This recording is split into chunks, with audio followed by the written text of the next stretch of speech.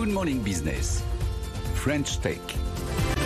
Il est 6h42, notre French Tech, c'est une Space Tech, puisque vous savez qu'aujourd'hui on fait une matinale un peu spéciale avec l'espace, avec le patron de Thales Alenia tout à l'heure aussi, parce qu'il y a cette fameuse semaine du spatial à Paris. Bonjour Pierre Darmien, bonjour.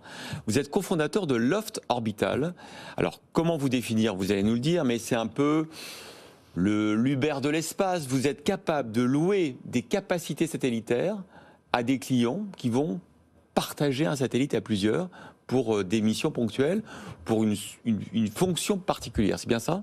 Exactement. Bonjour Christophe, bonjour Sandra, merci de me recevoir ce matin. Exactement. En fait, on est un fournisseur d'infrastructures spatiales que l'on voit comme un service. Donc ce que ça veut dire, c'est-à-dire qu'on déploie des satellites dans l'espace et on laisse nos clients commander, contrôler leurs instruments à bord de nos satellites. Alors c'est des plateformes un peu standards et dessus vous allez plugger les services voulus par tel et tel client. Exactement. Exactement. Donc par exemple, on fait voler pas mal d'instruments pour des agences comme la NASA, l'Agence spatiale européenne, pour principalement observer des phénomènes à l'échelle mondiale. Donc par exemple, toute la problématique du réchauffement climatique sont des choses où il faut observer les phénomènes à l'échelle mondiale.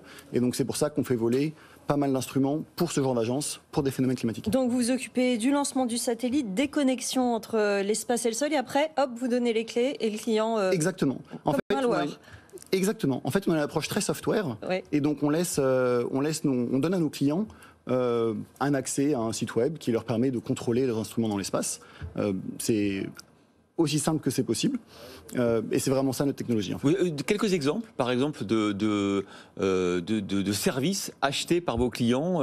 Qu'est-ce qu'ils vont mettre sur vos satellites que vous avez lancés comme fonction particulière? Alors on a plusieurs utilisations différentes. Donc il y a encore une fois tout ce qui va être des types de caméras, donc qui peuvent mesurer des caméras un peu particulières, donc qui permettent de mesurer, par exemple, pour l'agriculture, de savoir quelle est la maturité des raisins, de savoir l'humidité dans le sol. Tout ça depuis l'espace. Voilà, ou ça peut être des choses qui vont être la détection de feux de forêt. Par exemple, en Californie, on a des vrais sujets là-dessus. Donc ça va être la détection de feux de forêt en temps réel depuis l'espace. Ça va être la détection ou la mesure de la température des océans. Donc ça, c'est tout un aspect. Un autre type d'instrument, ça va être des radios.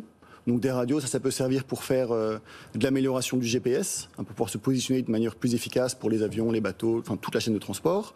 Où on fait aussi voler des ordinateurs dans l'espace. Donc ça, on travaille beaucoup avec les GAFAM pour pouvoir déployer la prochaine génération d'infrastructures cloud, mais dans l'espace en fait. Vous n'êtes que le véhicule, je veux dire, les données qui sont récoltées ensuite vont chez les clients, les différents clients? Exactement, nous on n'est pas du tout dans la partie processing de données, etc.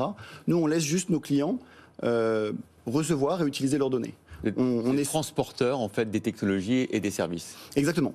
Alors, pour que les gens qui nous écoutent, qui nous regardent, se rendent bien compte, on est très content de vous avoir parce que Loft Orbital lève aujourd'hui 125 millions d'euros, c'est votre annonce. Je ne sais pas si ça fait de vous une licorne d'ailleurs, parce que ça commence à devenir une levée de fonds de 125 millions d'euros, c'est pas rien. Vous êtes une licorne, on peut déclencher l'alerte ce matin ou pas? Alors, on communique pas sur notre valuation, mais en effet, avec ce genre de financement, on n'est pas... En tous les cas, on ne doit pas en être très loin. Et dans ce genre de domaine, c'est vrai que ça va très vite. Vous avez fait combien de lancements en 2021 et vous en avez combien de programmés en 2022? Alors, on a fait un lancement en 2021, mais avec 2 satellites à bord. Oui. Donc 2 satellites à bord de la même fusée SpaceX. Avec 2 clients différents, c'est ça? Sur chaque satellite, il y a plusieurs clients. Donc on avait une dizaine de clients à bord, mais il y avait 2 satellites séparés, 2 spacecraft différents. Et pour le carnet de commande, c'est ça? Le carnet de commande, aujourd'hui, on a la chance d'avoir ce qu'on appelle dans la Silicon Valley un product market fit qui est vraiment exceptionnel, où dans l'industrie, la plupart des gens veulent acheter ce qu'on vend. Donc ça, c'est pour une start-up, c'est ce qui a beaucoup de valeur.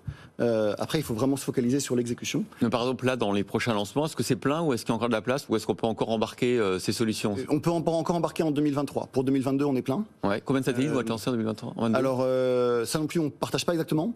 Mais on a plusieurs lancements de prévus. Bon, ça fait beaucoup de secrets pour la New Space. Alors, c'est intéressant parce que là, on espère qu'avec cette semaine du spatial à Paris, les ambitions de Thierry Breton, le commissaire au numérique, qui a annoncé qu'on allait en Europe accélérer, notamment sur les constellations en orbite basse. Vous faites partie d'ailleurs de la sélection de l'appel d'offres. Il y a un consortium qui s'appelle New Symphony, qui regroupe beaucoup d'acteurs du New Space, c'est-à-dire des start-up dans le spatial. Vous faites partie de ce groupe, donc vous allez faire des propositions à la Commission européenne, c'est ça? Exactement. En fait, donc nous, on a commencé l'aventure Loft Orbital à San Francisco. On est une boîte américaine à l'origine. On a créé une boîte en France pour pouvoir aussi avoir accès aux talents français, avoir accès au marché européen. Et puis profiter de l'écosystème qui est extrêmement favorable en France pour créer des startups quand même, hein, ça il faut bien le mentionner. C'est vrai. Avec des soutiens de la BPI, des soutiens on va dire du gouvernement français en général. Donc c'est vraiment un endroit unique au monde, je pense, pour créer des startups.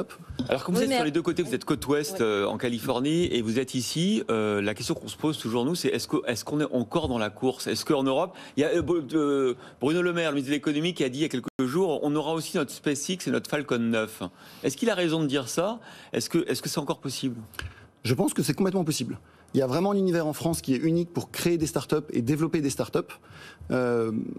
À partir du moment où on arrive à bien se positionner sur les marchés, il n'y a aucune raison qu'on n'arrive pas à faire des licornes, des SpaceX, des choses comme ça. Oui, mais justement, il y a toujours besoin d'un soutien américain, que ce soit chez les investisseurs, que ce soit sur les sites. On le constate chez toutes les startups, c'est obligatoire, on ne peut pas rester en Europe.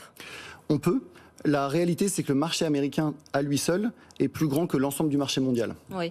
Et donc, c'est très difficile, si on crée une boîte en France, uniquement franco-française, de rentrer sur le marché américain.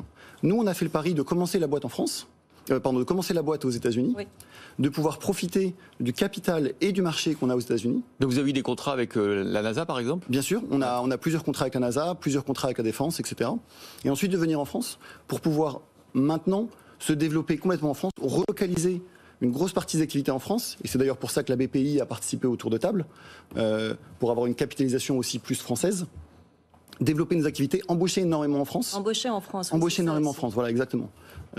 C'est l'idée. Il y a des talents en France d'ailleurs dans le spatial? Énormément. Alors nous, on cherche principalement des talents software. À Loft, par exemple, c'est les ingénieurs software qui contrôlent les satellites, même s'ils n'ont aucune formation satellitaire.